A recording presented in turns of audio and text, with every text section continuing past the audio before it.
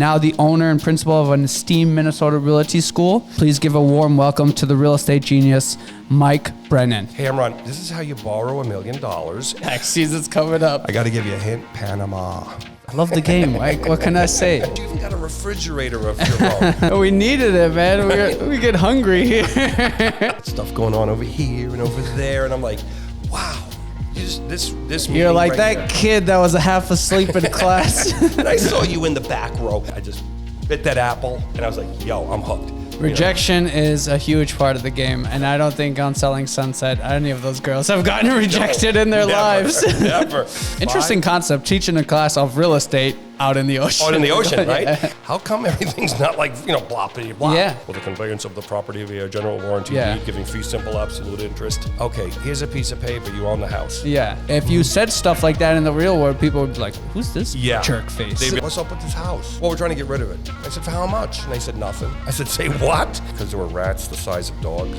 It was in bad shape. 2,000 multiple offers. Yeah. You didn't have multiple highest and best due by 10 minutes. 3 weeks later. Uh-huh. And they're like, we got problems. There were footsteps, people speaking. I'm kind of getting scared right now. So I'm looking, and the salt shaker's doing this.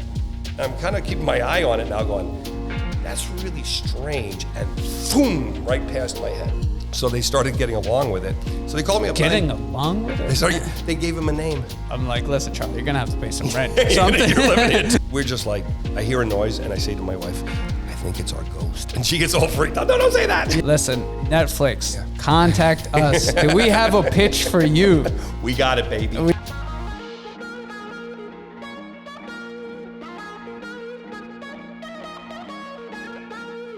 Welcome everyone to episode 15 of Weekly Deposit. Today we have one of the greatest real estate minds that I have had the pleasure to come across. One of my favorite teachers I've had in any subject.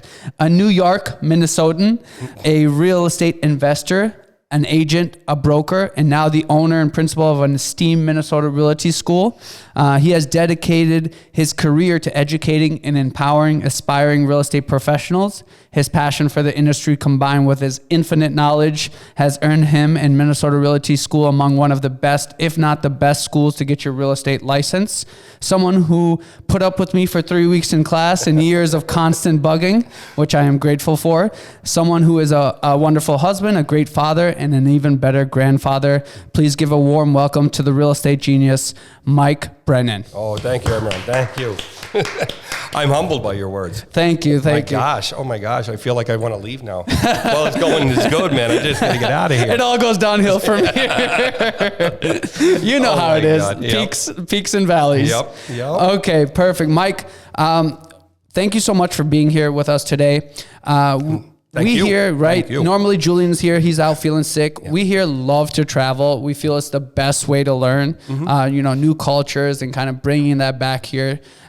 We always start our podcast by asking our guests, what's the last place you visited and what is the next place you want to go to? Oh, it's funny because we just got back from our cruise. Okay. And I never thought I was going to be into cruises.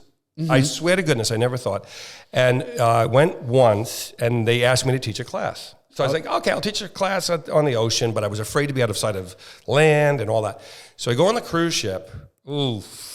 Interesting concept, teaching a class of real estate out in the ocean. Out in the ocean, right? Yeah. And then there's all these really funny things about tax deductions and all this stuff. So I go out there and I'm teaching the class. I was really afraid to be, in a boat that might rock and I get sick. And it was so cool. It was just like they had swimming pools. They had a bowling alley. They had a bar with pool tables. I'm like, how come everything's not like, blah, blah, blah. Yeah. So the last one we do it every January now, is we went out of Fort Lauderdale. So we stayed in Fort Lauderdale for a few days, my wife, my mom, my brother. Mm-hmm. And we went out on a celebrity cruise line. We always go like with the upper brand of cruise lines, like your Celebrity, Royal Caribbean, Norwegians. And we floated down, and I can't even remember where it was. I got sick on the ship, and I was just sharing. And one day we were like, I woke up and it was, we're at land. And we looked outside, it's the Grand Caymans. Let's go to sleep. I just slept the entire way. So we were at Grand Cayman, but I only just looked out the window. Okay. But we were at Cayman Islands, we were Jamaica, and next year we're going out over to Coco Cay, which is this like private island resort that's got like swimming with dolphins and stingrays, and you took cliff diving, and so it's kind of pretty chill stuff to do in January. Very chill, Minnesota. Yeah. Yep. So that's pretty cool. No, that's awesome. So that's the next place you guys are going to? Well, if you don't count my visits back to New York, which I go every couple of months. Gotcha. Yeah. Cayman Islands, I'm trying to open some LLCs and other. Yeah, there you go. There you go. Other accounts there, Mike. Yep. They have very lenient financial laws. Aaron, all you got to do is give me the cash, and I'll go down there and deposit it for you in the building, if that's cool, and I'll get you a receipt, I swear to goodness. There you go. No, I love those. Those cruise liners are big. Oh my God, 6,000 people. Like it's like just ginormous. I remember I saw them in Puerto Vallarta. They were coming in, or in Florida, and I'm just like, Jesus. Oh, there's 17-story buildings. Yeah. There's cities out there. It blew my mind. Yeah. Blew my mind. And I don't drink alcohol or anything, but you go out there and it's partying and people going crazy, and it was really fun, wild stuff with a bunch of cool people. That's awesome. Yeah. No, that's such a cool concept to do too. I don't think any other realty school is doing that. Nope. So that's super cool. What inspired you to start a realty school, and what motivated you to kind of do all of this, the education part? Because I know you were an investor, an agent, a broker on that side when you came from New York. Yep.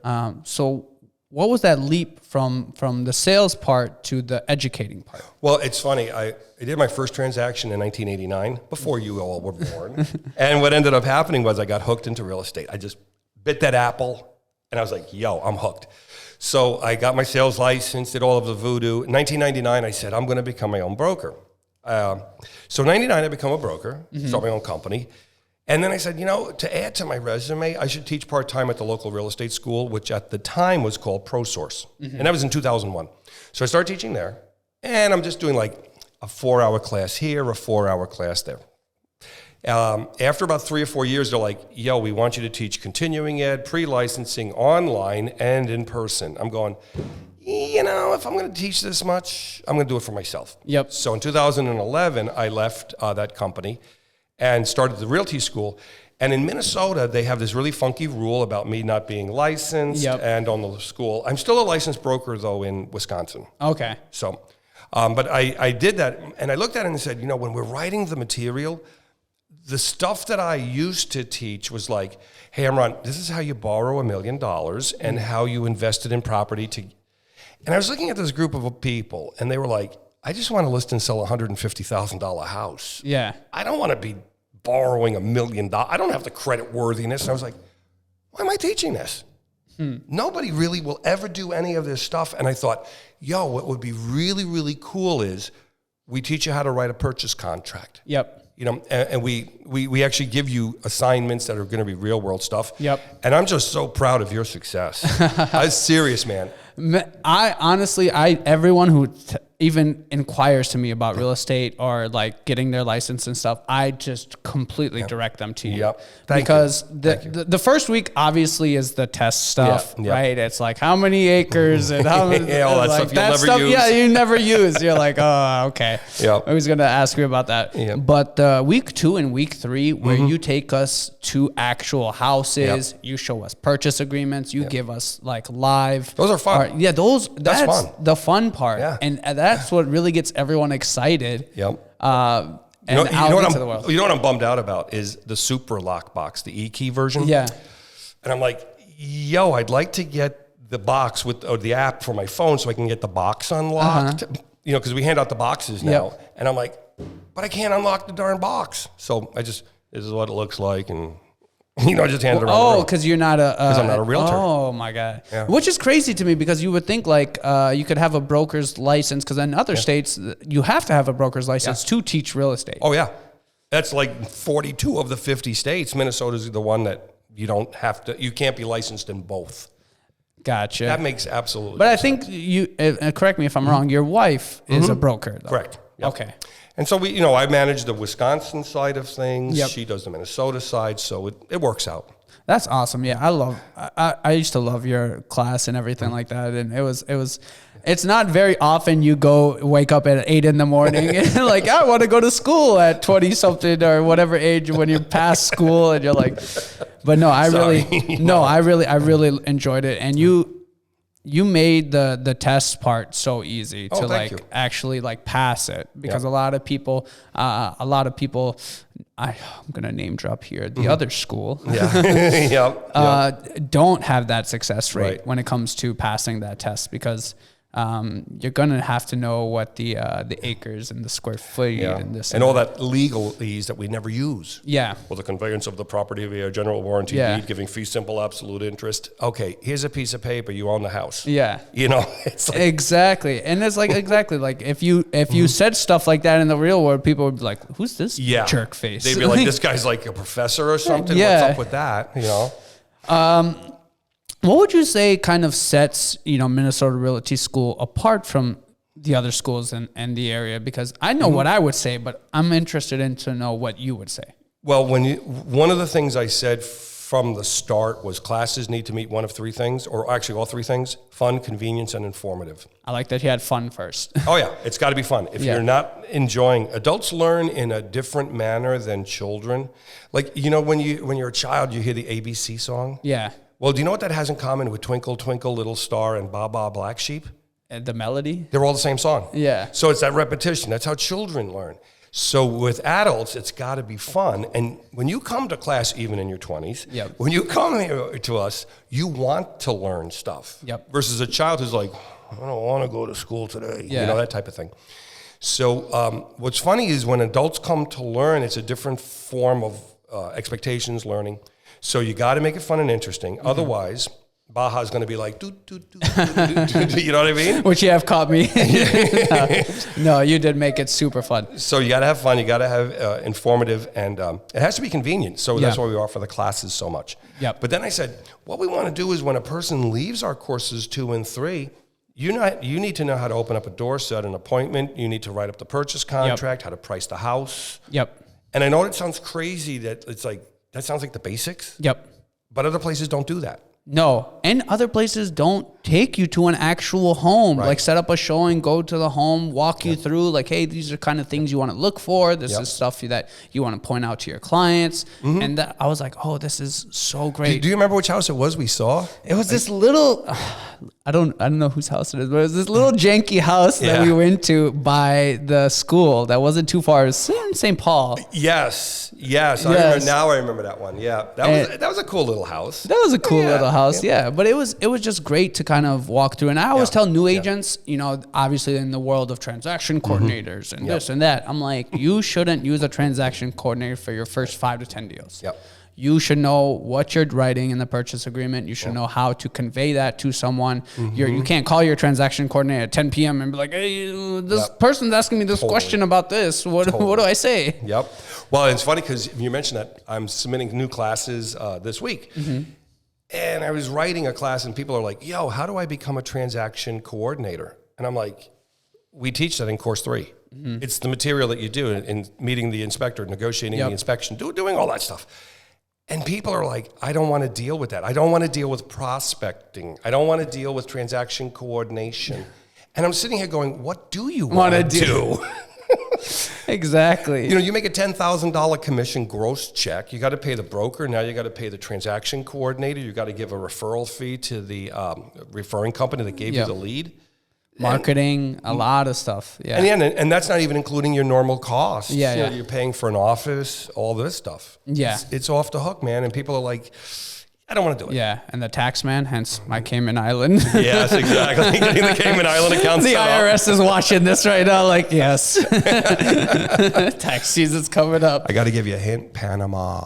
Oh, yeah. Yes. US dollars and... I'm trying to finagle my way into the Panama Papers, Mike.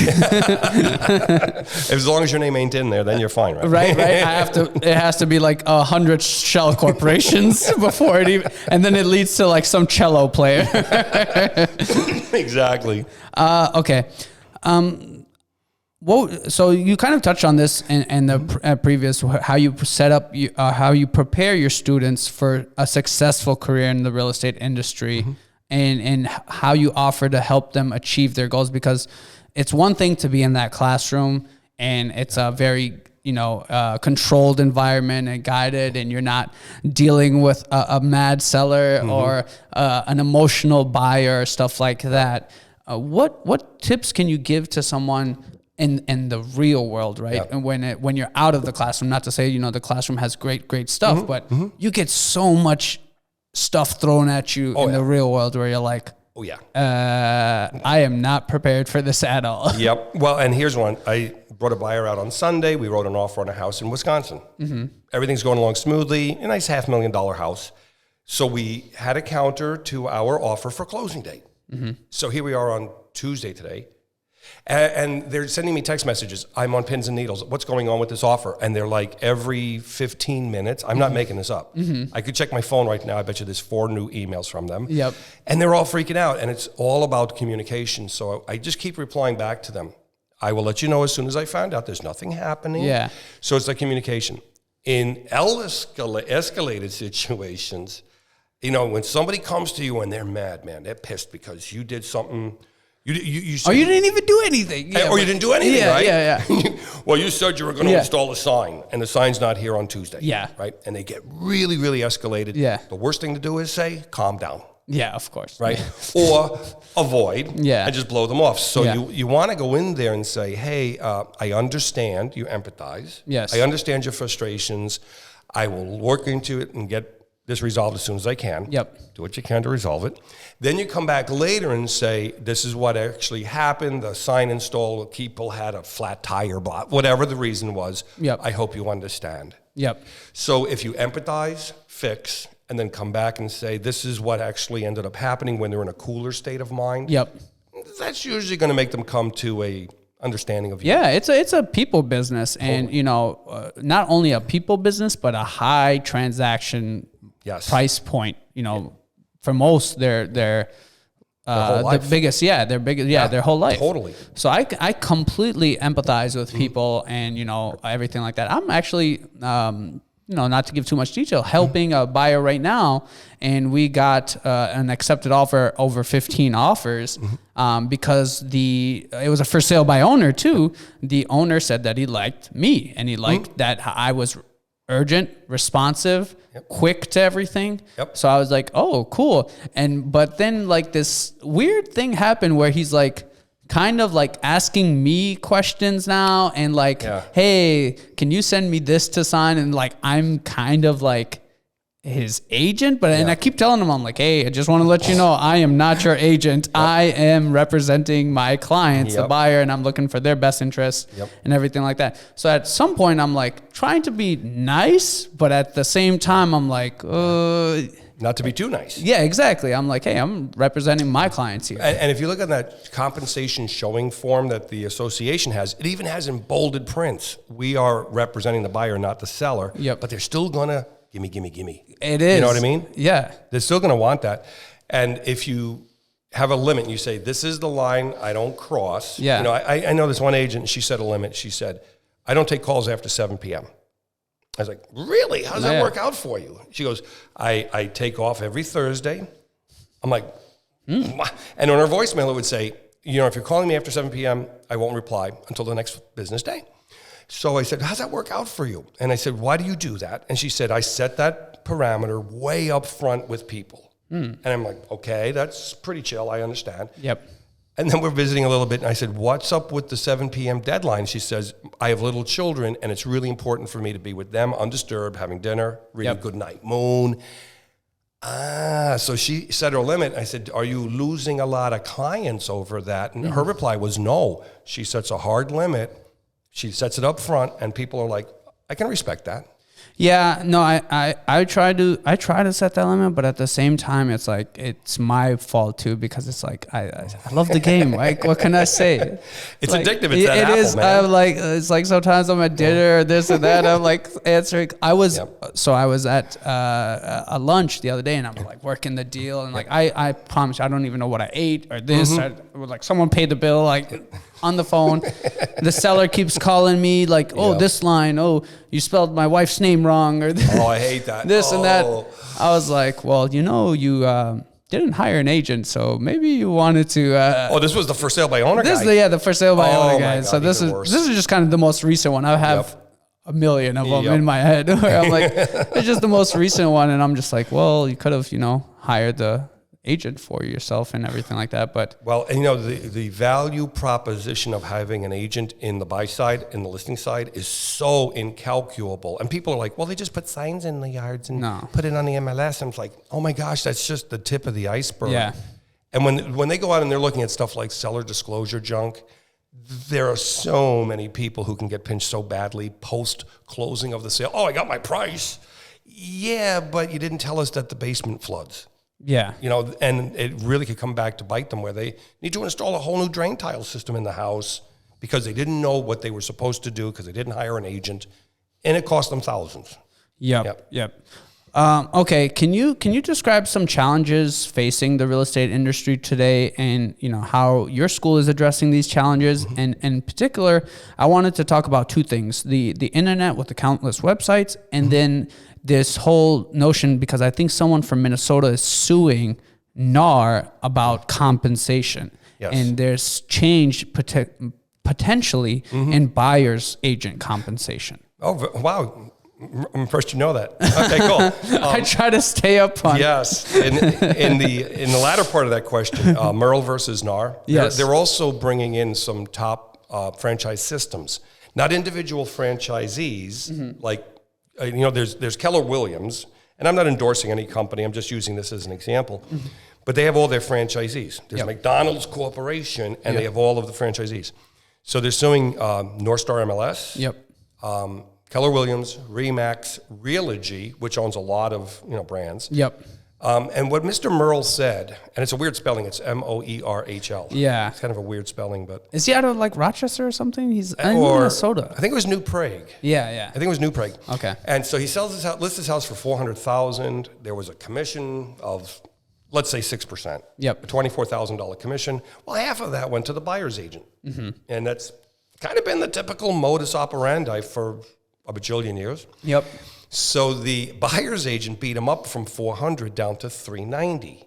So he goes to the closing. He's like, wait a second. He looks at the Alta statements and he's like, I'm giving half of the commission to the buyer's agent who beat me up 10,000 on price.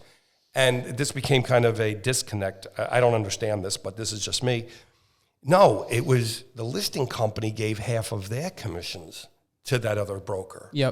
But this guy's all, I'm paying the buyer broker. So it's a valid claim. I could see his side of it, but it doesn't make a lot of sense. So 400 to 390 is this guy's, and does he know that in turn, the buyer's agent is getting less? Because if he did sell it for that higher price, he in turn gets more? Exactly. And that's the other thing. He's like, well, he got it beaten down on price. So when they bellyache, oh, the realtors are all about the commission. Actually, this agent kind of cut his commission because he beat down the price. Correct. So now they're suing, saying that the National Association of Realtors policy of broker co-op is unfair, unjust, and antitrust. And it's nothing short of laughable, in my humble opinion. We'll see what the courts say out of Chicago when this goes to case later this year in 2023. But they want to eliminate the payout of buyer-broker compensations.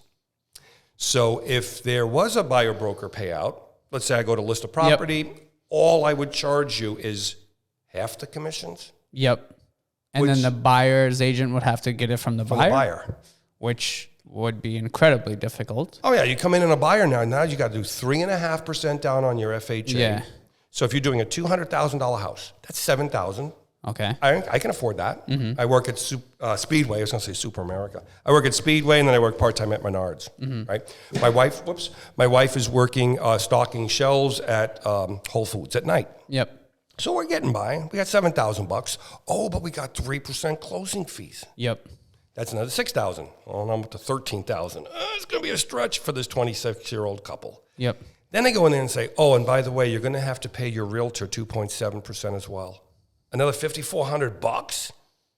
Whoa, I don't have $18,400 to buy a house. And that's the minimum down program using FHA. And that is like $200,000. You're not getting anything. Yeah, you're not getting anything. No. I was gonna say, I was like $200,000. Where are you shopping, Mike? No, I got to use simple math. I get it for math purposes, because that is not. No. I think the median is probably more 350, 400. 350. Yeah. It's about 350, 60, depending on where you're at.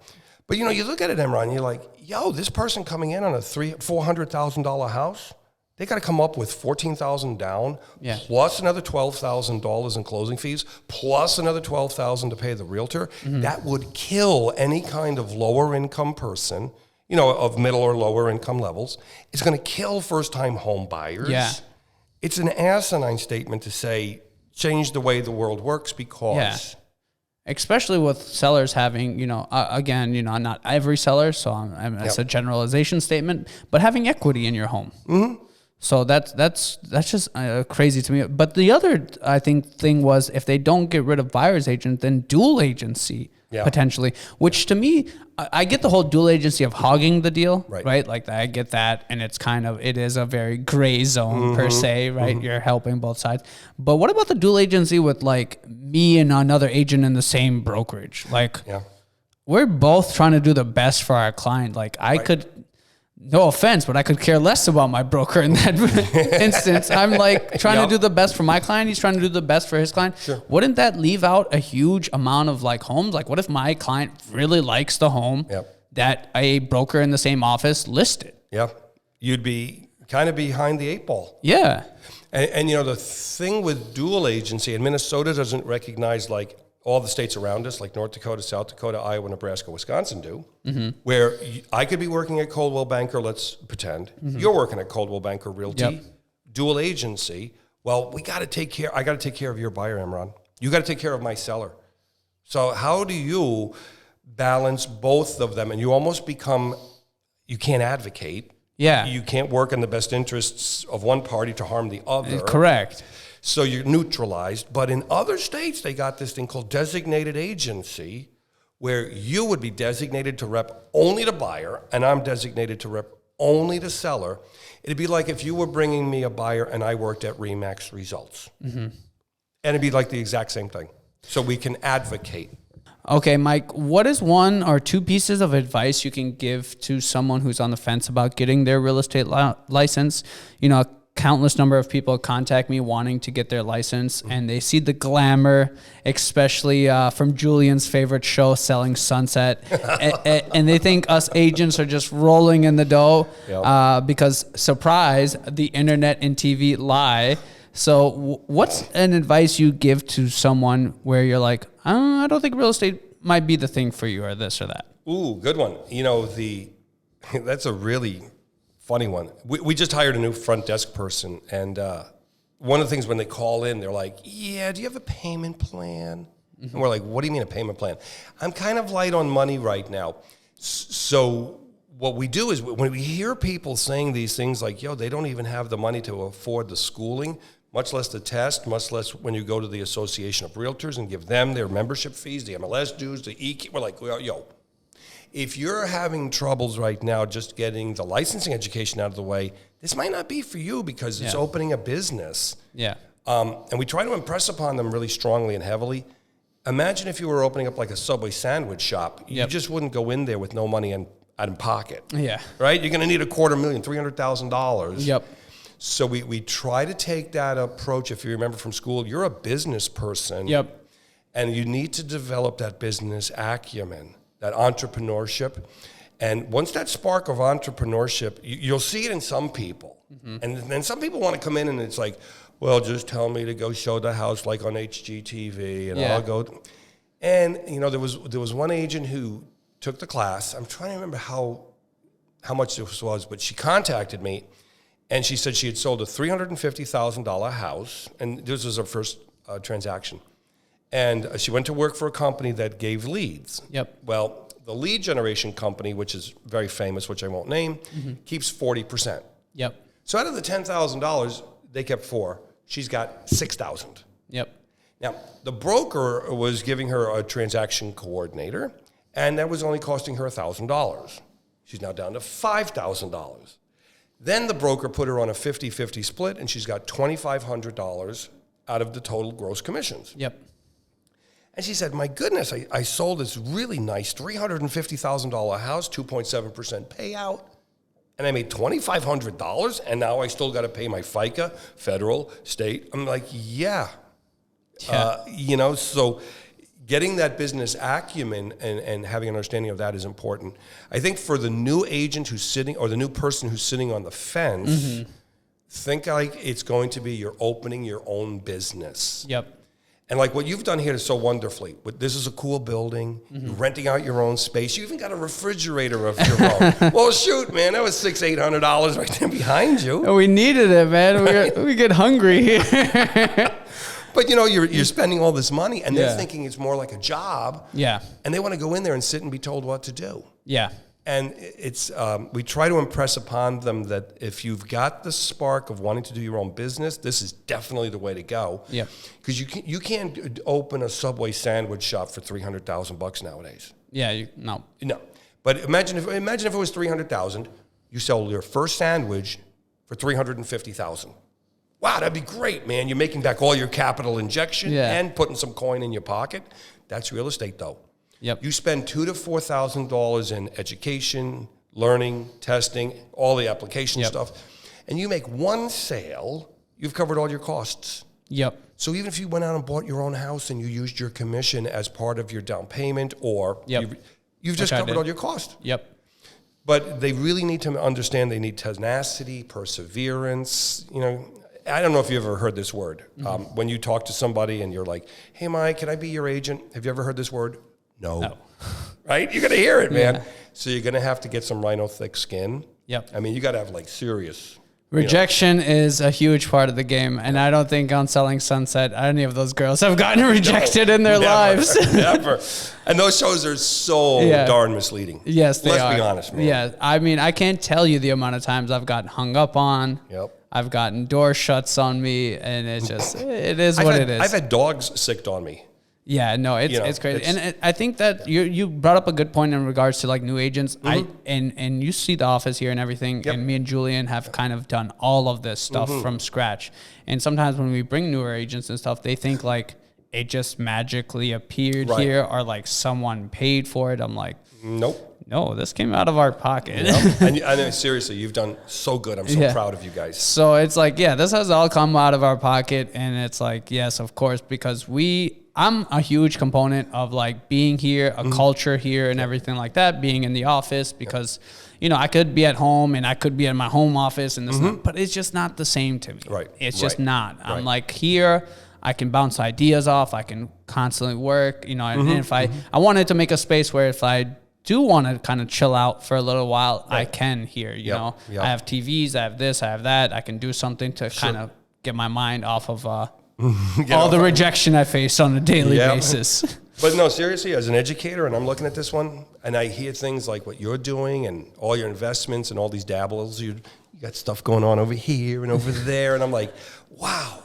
You just this. You're like right that here. kid that was half asleep in class. And I saw you in the back row. No, but I seriously look at this and go, man, this really just made my week so much brighter. Oh, thank you, Mike. I appreciate it. And that's why I bugged you so much to come on, because I knew you had such great knowledge to share, and I wanted everyone to hear it. Because, like I said, everyone that contacts me, from our videographer Alec to anyone else that's like talking about, I want to get my real estate license, because again, it's a little misleading on social media, because a lot of agents do this. They show the wins, never the losses. Yes. And everyone's like, oh, well, this guy's selling the house, and this guy's selling this, and this lady's selling.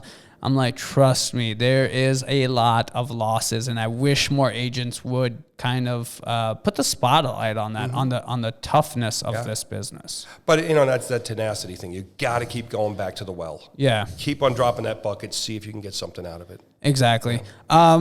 Kind of, I guess this leads really well into my next question. What would you say is the hardest thing about the real estate industry? I want to really kind of convey this message to people, because it is not easy. Yeah, it's a job. Yes. I'll be straight up honest. It's a job. And I think the hardest thing is like we just discussed. It's the rejection factor.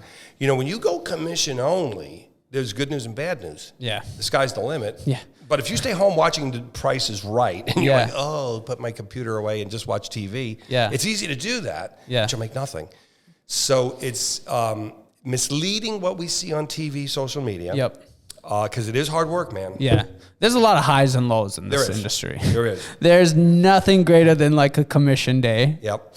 And nothing worse than like a day where you go on a barren spell or this or constant rejection or whatever the case may be. Or a deal falls through. A deal where you were banking on like, oh my God. You've listed their 600, they're buying a 900, and the 600,000 buyer just blows up on you. Yeah. And you're like, oh my God, I just lost 1.5 million in real estate transactions. Yeah. I was banking on that. Yeah. Now that's a kick in the head that seriously for you viewers, when you're dealing with this one, that's something that you really got to learn how to pick yourself up and dust yourself off. Yeah. That's the hard part nobody speaks about that drives a lot of people out. Yeah. You know, I listed this house once on 314 Dayton. It was a St. Paul tax forfeiture. Mm-hmm. And I called them up and I'm like, yeah, look at this massive house. It's like 9,000 square feet, 14 bedrooms, 17 bath house, built by a railroad guy, James Hill, all that. So I called the city up. I'm like, what's up with this house? Well, we're trying to get rid of it.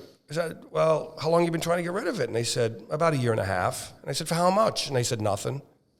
I said, say what? You can't give a house away for a year and a half? Well, the boiler had blown up and it blew out the roof, lots of damage. Category 2, was it St. Paul? Oh, category 3. Oh, okay. Oh, even worse. And it needed to be brought back. Yep. And it's in the historic district, which means they even tell you what kind of lace curtains you can put in. Yep, yep. So I said, you know what? I'll list that house. And this is back in like 1990. And basically what I did as an entrepreneur was I just took a piece of paper and wrote, $10 mansion. Contact Mike, give me $10, you get a $10 house. It's a 14-bedroom, 17-bath, 9,000 square foot house, blah, blah, blah, blah, blah. So I just faxed it over. We didn't have these email fancy things back in the early 90s. And I got calls from Channel 2, Channel 4, Channel 5, Channel 9, Channel 11, Star Tribune, Pioneer Press. I was on the front page of the Pioneer Press. Contact Mike Brennan at Burnett Realty. And I'm just floored because I had 7,000 phone calls that came in, visitors. It nearly drove me out of the business. How? Well, I wasn't ready. I didn't have the scale, the buildup. I thought maybe I'd get 100 people who'd call me. And I go to the house, like my voicemail box is full. So I leave a voicemail. Yeah, I'm going to be doing an open house tonight between 4 and 7 p.m. Please wear high boots because there were rats the size of dogs. And it was in bad shape. Yeah. And please meet me at the house at 4 o'clock. So I pull up to the house, and there's 2,000 people down the front porch around the block. Oh, I mean, I'm just blown away. I'm going, I can't believe what I'm seeing here. And I didn't have the ability to follow up with the leads. Yep. I didn't think it was going to be that. So I overestimated what I was, I underestimated what I was planning to do. Mm-hmm. So that was something that nearly drove me out of the game. Mm-hmm. And I did successfully get it sold. Can I ask what was it $10? Did you have like 2,000 multiple offers? No. You didn't have multiple highest and best due by 10 minutes. 4 offers on it. And when they did this, they had to go to the St. Paul City Council. Uh-huh. They had these 3-inch binders with architectural renderings, all their plans, all of their financial wherewithal. Yep. You know, all the things they were going to do. The guy who ended up buying it put over $1.2 million into it. So it was a nice house on a 40-foot wide, 80-foot deep lot. Mm-hmm. Tiny postage stamp of a lot for the city. Yep. But in terms of the marketing piece of it, it's real fun to have billboards up there or bus benches or, you know, that's easy to spend money like that. The guy with the 10,000 billboard. Yeah, you know, land of 10,000 billboards. Yeah, exactly. But, you know, when you're spending money, you're supposed to get a return on that investment. Correct. You know, so my return on investment on that one was a lot of labor. Yeah. Sifting through all these architectural meetings. But the funny thing is when you get into the game and you're doing real estate as a career, it's probably, you'll find, number one, the coolest people you're going to work with, fellow realtors. They're pretty chill. For the most part. For the most part. I mean, there's always going to be some people you love and some people you don't, right? Yep. But on the flip side of that, there's going to be the highs and the lows, and the highs are so high, you know, but you got to be careful that your ego stays in check. Yes. And then the lows are like depressingly low. You know what I mean? Depressingly low. It's like, I haven't had a closing for 3 months, no prospects in the pipeline. What am I going to do? Exactly. And that's what I wish we would shine a little bit more light on, because again, it's always the success stories instead of like, well, I called 100 people today and all of them just, told me off. Hung up on me. Yep. Yeah, exactly. But, like you said, persevere. Mike, with your nearly 20 years of experience, I know and I've heard some hilarious stories from you. Please give us, without too many details, about what you feel is either the funniest or most bizarre encounter you've had in the industry. Oh, by far was the house with a poltergeist. And the buyers of the property and I toured this house. It's an 1870s house in St. Paul. And we toured the house. It was pretty chill. We liked it. The buyer wrote an offer, closed on it, and they subsequently had some concerns about the property. Now, it's on a really steep hill by the university club. And we had to bring in a structural engineer to make sure that the foundation wall in the basement was like solid, because, the pressure's pushing the houses down. Yep. So the guy comes in, everything's fine. We close the transaction. The buyer calls me up like 3 weeks later. And they're like, we got problems. I'm going, oh gosh, is it the wall? Is it the fridge? That post-closing. Yeah. Hey, this house you sold me, the fridge broke. Emron, I'm mad at you. Yeah. The house you sold me, but you picked out and Exactly. It's sometimes it's like blows my mind. Exactly. But yeah. But the problem that they were having was that the furniture would move on its own and be stacked, literally blocking their exit from the upstairs. That there were footsteps, people speaking. So I went over to the house and I said, what's going on, guys? This is multiple calls. I'm like, okay, change the locks. Okay, put in a security system. I'm just thinking, what's the logical? So I go over to the house and I'm like, what's going on? They go, we want to show you something in the basement. I'm going, oh gosh, it's the water coming in the wall. I know it's the... So I said, well, what's going on? He goes, well, we had a problem with the garbage in the kitchen. I says, yeah, what's up with the garbage? He goes, every night we put it under the sink, and we'd come out in the morning, and the garbage would be all over the place. I said, well, you have that cat. Maybe the cat is digging in the garbage. Maybe take your garbage out to the garbage can.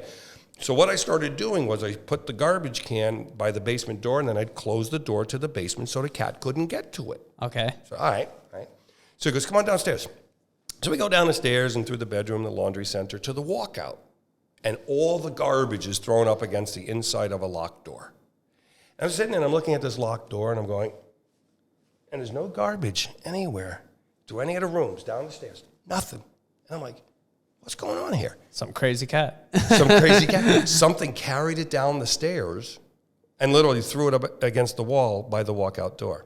So I'm kind of getting scared right now. So I says, did you do this? Yeah. And he goes, I think that the seller had a haunting and they didn't tell us. Didn't they have to? And I said, well, no, Minnesota law says if there's a perceived paranormal activity, seller doesn't have to disclose. And hauntings and ghosts, they don't have to disclose. And I'm thinking, they're lying, man. They're going to try to get out of this purchase. I want a refund, lemon law, that type of thing. So we go back upstairs and we're chilling out in the dining room. And I'm like, yeah, are you sure this is really happening? I'm still kind of cynical.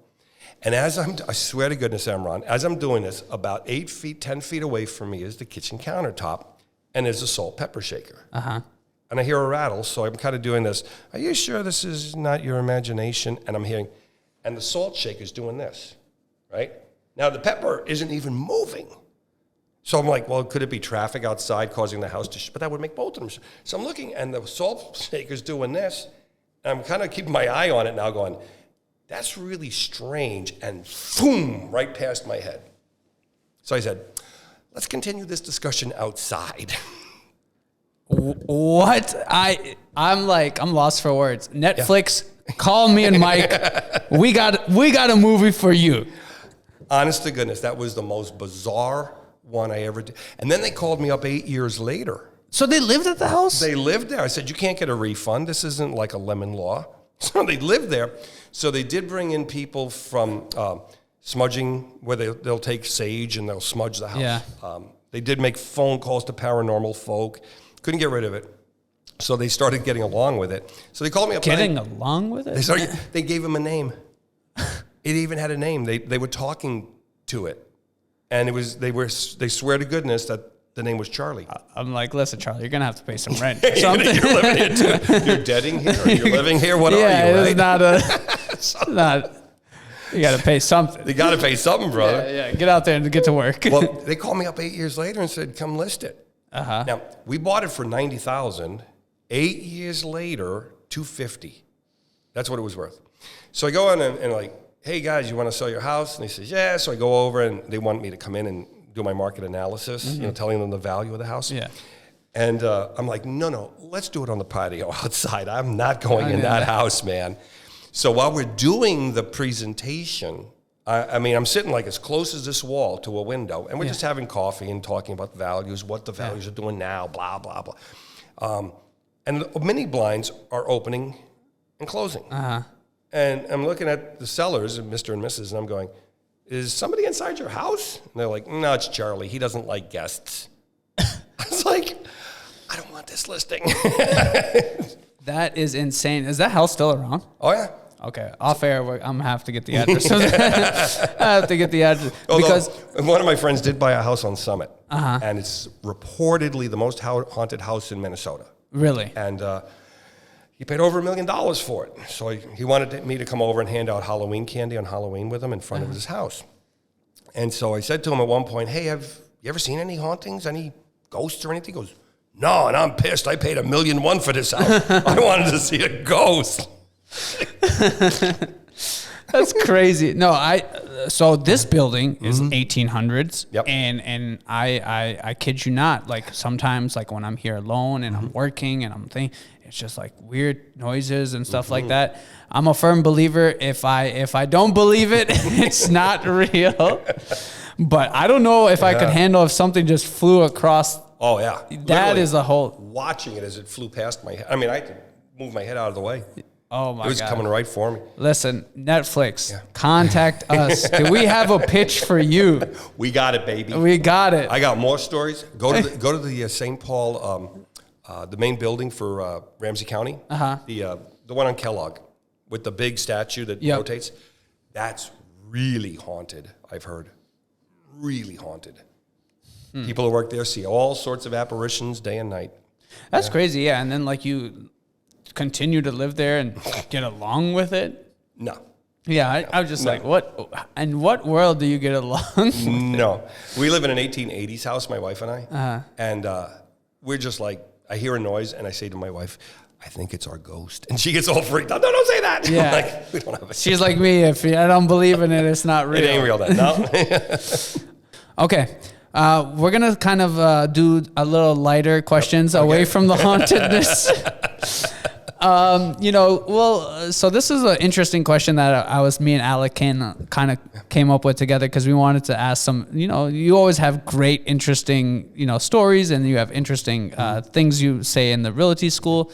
So if you could sell any fictional place, like, for example, the Bat Cave or Hogwarts or something, which one would you choose and why? Wow. Any fictional place? Yes. So a place that, obviously isn't real, but Yeah, the Fortress of Solitude for Superman. The Fortress of Solitude. How would you pitch that? What is the marketing for that? It is such a chill house because it's up at the North Pole. Yeah. And it'll really, really be something that is unique. It's contemporary. Yeah. Lived in by an alien, but I mean, there's definitely a very unique proposition to the Fortress of Solitude. For a real property, the Taj Mahal, Yeah. that would be like, I wonder how much that would be worth. Yeah, it has to be. I guess it's worthless. Priceless. Yeah. Yeah, not worthless. Yeah. Priceless. Yeah, it's priceless. I mean, yeah. Yeah, I'd say the Fortress of Solitude. Hogwarts would be trippy to sell, though. Yeah. Get away from the ghost stories. The ghost, back to the ghost. I was always thinking, what was that? God, I had one, but now I completely lost. But yeah, Hogwarts. There's some interesting one. I always thought like another place with the pyramids. Oh yeah, like if you could sell that. Go to Giza and sell the big pyramid there. Yeah. They just found a new tomb entrance on one of the pyramids, which is crazy to me. Like you're still finding new tombs and stuff. Like how do they miss an entire section of the pyramid? I I don't want to get into too much like conspiracy and ancient alien stuff here, but it is like something that you have to ask yourself, like, how were these people at around the same time, people across the whole ocean in Mexico building similar structures? Yeah. Like what? I don't know. And then if you look at the pyramids, I hope Alec adds the X-File themes. but if you look at the pyramids in Gaza, it's like they're all precisely built. Yes. I mean, the engineering on these things is freaking phenomenal. You can't even do it today. No. Yeah. No way. And then if you look at the positioning of them, they all have the exact same compass point positions. Yeah. At the same, I mean, it's trippy what they've done there.